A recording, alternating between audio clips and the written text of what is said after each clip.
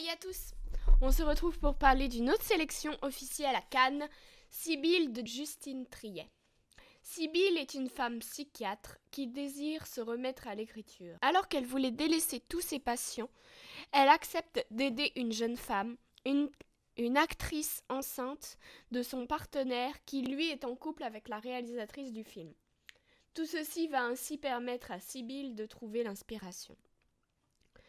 Vous l'avez un peu compris dans mon petit résumé, le film raconte beaucoup trop de choses et c'est bien cela son gros défaut. Ça veut clairement parler de tout, c'est pour cela qu'il devient superficiel avec donc aucune profondeur. C'est à la fois de la comédie, du drama, du satire, de la psychanalyse. Il y a trop de choses, on se perd complètement.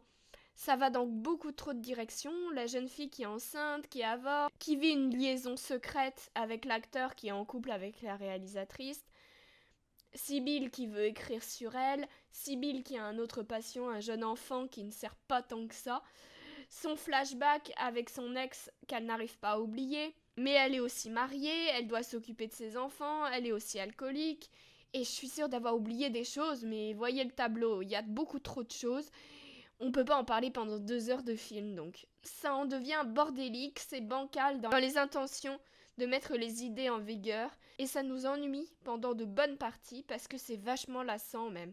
Les conclusions de chaque chose sont trop survolées, c'est vraiment dommage parce que le film est loin d'être mauvais. S'ils avaient enlevé des choses, ça aurait été bien meilleur. À des moments on arrive à rentrer dedans, à d'autres moments on en ressort complètement lassé. Surtout aussi parce qu'il se veut très freudien et psychanalytique dans sa démarche. On veut que le spectateur se mette à la place du personnage, mais ça n'a pas eu cet effet sur moi. Tout cela m'a même fait sortir du film complètement.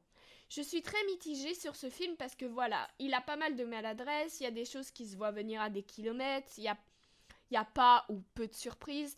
Parfois c'est réellement captivant mais désordonné en termes de drama, encore une fois, comme le rapport entre les personnages qui ne sont pas hyper clairs et souvent assez limités, mais en même temps il y a de bonnes idées. L'ambiance et la réflexion sont captivantes par rapport aux sentiments amoureux, au métier de psy, à l'écriture, au métier du cinéma même, que j'ai pas mal apprécié. Ça se joue aussi sur le conflit, si le pardon existe ou non au début, c'est vachement passionnant. Après, c'est très redondant, presque stéréotypé. C'est toujours ça, c'est pas très clair, mais on se dit « Oh, j'aime bien l'idée, c'est pas mal ». Il y a une évolution dégradée du personnage qui est intéressante aussi. La manière est certes un peu mal pensée, mais le résultat est quand même là. Elle est comme une sainte, puis elle devient plus humaine, presque un monstre même si je vais un peu loin, qui ne sait plus ce qu'elle fait. Elle est totalement dépassée par les événements, comme nous en fait quand on voit le film. Peut-être que c'est fait exprès, je sais pas, bon bref. Elle a du mal à réfléchir, à être totalement elle-même, mais elle finit par prendre conscience des choses et c'est réellement passionnant et touchant. En termes de réel, eh bien c'est un peu pareil. C'est une pure anarchie créative et un pur bordel. Le montage est assez fluide par contre. Dans le présent, le film a une volonté d'aller très vite, mais entre le passé et le présent, ça marche pas du tout. C'est hyper brouillon au début, j'ai même pas compris qu'il y avait un flashback. Je sais que je ne serai pas la seule. C'est même pas expliqué, ça sort complètement de nulle part. Mais la photographie est vraiment splendide. Il y a du clair-obscur, vraiment bien fait. Il y a un moment où elle rentre dans un restaurant, on voit un aquarium, c'est juste hyper beau.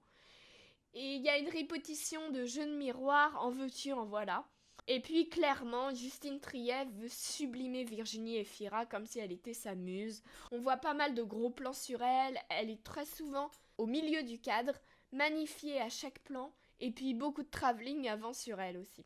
Avant de parler de la performance d'Efira, parlons rapidement des autres acteurs. On a Gaspard Ulliel, Nils Schneider et Paul Ami qui sont excellents. Laure Calamy et Sandra Hüller sont renversantes et drôles, mais Adèle Exarchopoulos a un personnage beaucoup trop compliqué pour être interprété, et donc elle ne le tient pas vraiment, elle essaye d'en faire trop dans les émotions, alors le spectateur n'arrive pas du tout à s'attacher à elle et à la comprendre.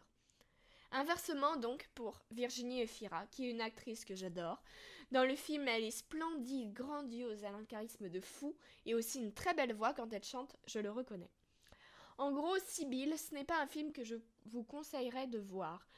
Ou sinon, c'est pour voir Efira comme moi.